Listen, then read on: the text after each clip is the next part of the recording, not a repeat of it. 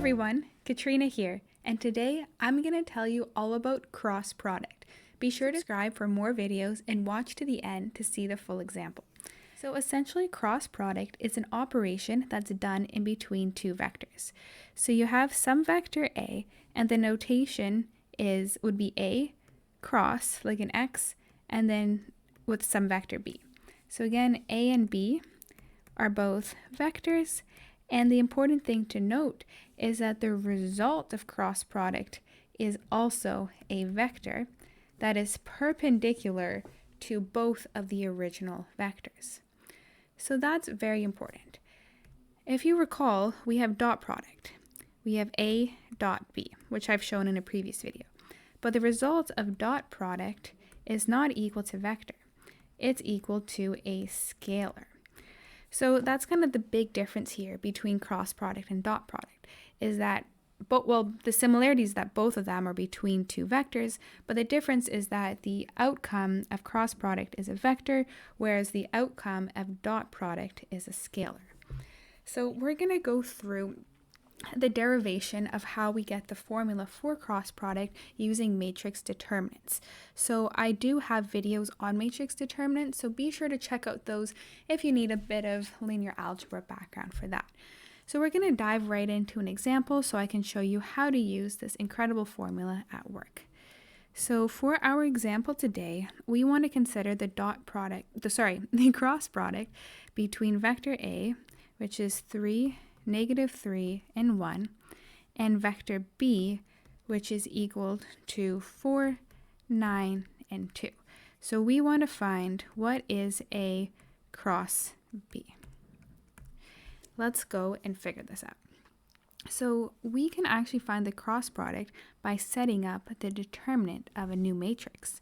So we have A cross B is equal to the determinant, which can be written out in these absolute value lines, and then our first row is going to be placeholders I, J, K, which represents kind of like our unit vectors for our X, Y, and Z components.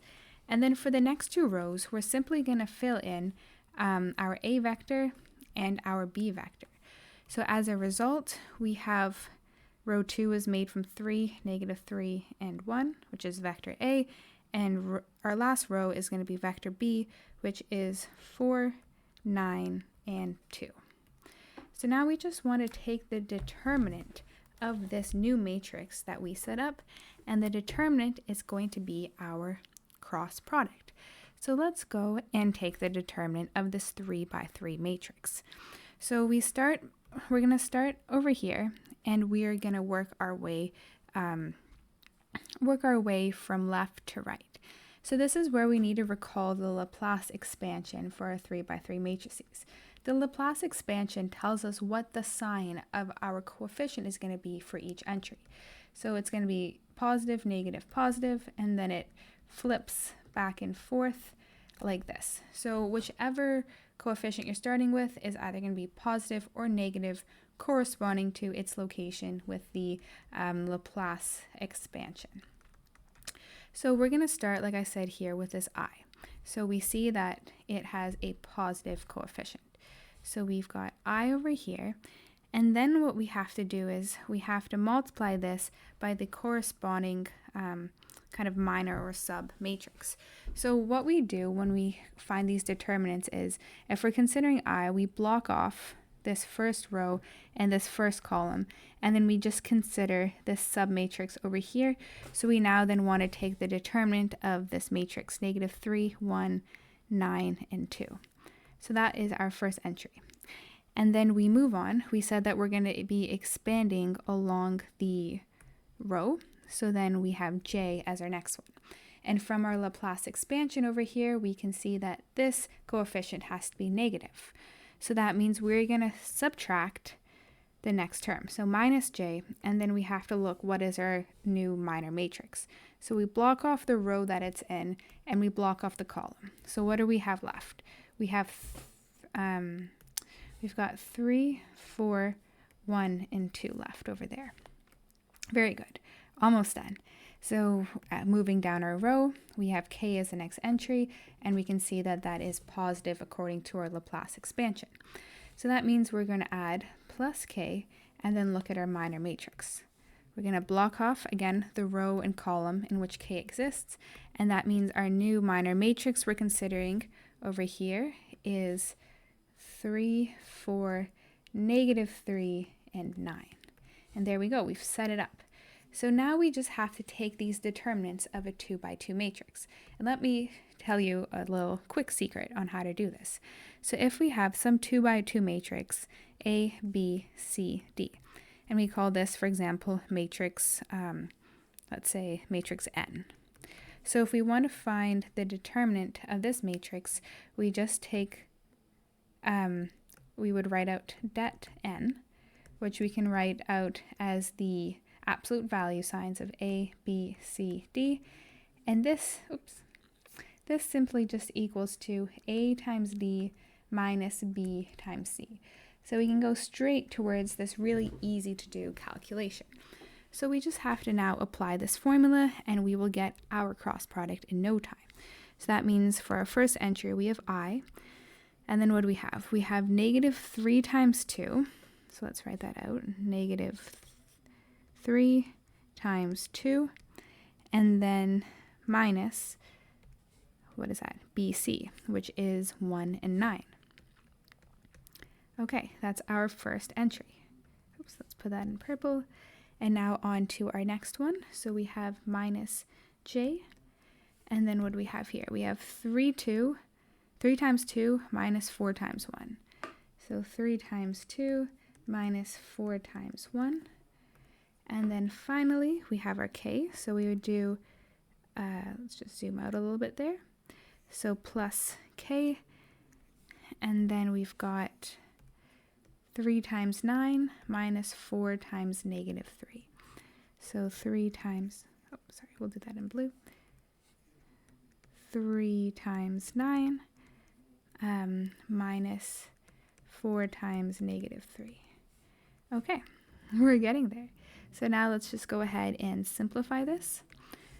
So we've got I, and then that'd be -6 minus 9, and then minus J, where we'd have 6 minus 4, and then we have plus K, and then we'd have 27 plus 12. Okay, so as a result, we end up with -15I, and then we have minus 2J, then we have plus 39K. Okay, so that is the result of our cross product. So if we want to write this in Cartesian vector form, we would just take our coefficients over here. So then therefore we'd have our final A cross B equals to -15, -2, and 39. And remember that this vector is perpendicular to both A and B, and it is indeed a vector. So this showed you how to take the cross product between two three-dimensional vectors using the determinant strategy. I can show you a few other strategies if you're interested. So this is the full derivation. And now I'm just going to show you another memorization trick that I have. So say we have our vectors A1, A2, A3, and this is vector A. And then we have vector B, which is B1, B2, and B3. So I'm going to put indices. So this is going to be 1, 2, 3, and then we have 1, 2, 3. So we can write out A cross B in the following way. So we would take the first placeholder is going to belong to vector A, and the second placeholder is always going to belong to vector B. So we have 2, 3 minus 3 times 2, 3, 1 minus 1, 3, and then 1, 2 minus 2, 1. And again, these are placeholders, and we're multiplying between each one of these. So again, this is from A, this is B, A, B, A, B, A, B, and lastly A, B. So that means I'm going to take the first element, in this case, I'm starting with the second element in my A vector, multiplying that by the third element in my B vector.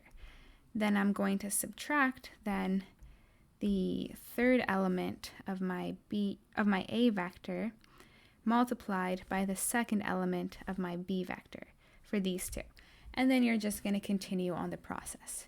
So if you like to memorize numbers and little tricks, I find this, for me, it can be quicker than taking the full determinant of a 3x3 matrix, but I know everyone has their own learning strategies, so I thought I'd just show you that. The last thing that we want to learn for cross product is the absolute value of cross product. So like I said, A cross B is going to yield A vector. But what if we want to find the magnitude of A cross B?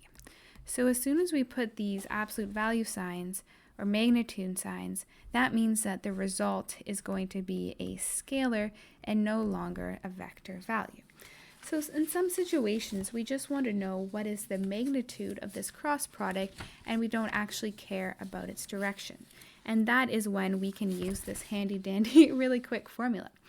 So say, for example, we're considering this vector again, A cross B. So we want A cross B.